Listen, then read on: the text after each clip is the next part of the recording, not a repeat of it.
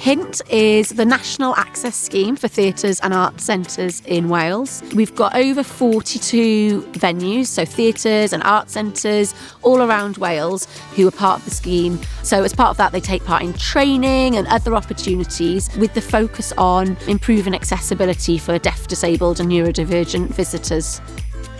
Fi'n meddwl mae cynllun fel hyn yn really bwysig I Gymru oherwydd mae byd theatr Cymru yn mor fach fel y mae e. Felly, I ni allu wneud be ni'n gallu I wneud e'n fwy accessible. Mae'n really bwysig I ni cael rhoi pethau fel na mas na. I use Hynt because I can bring a friend or carer with me when I go to the theatre. Due to communication barriers, they help with communication. There's no extra charge for their ticket, but we share the cost of my ticket. It's great, and it's really important to me, and it's very positive.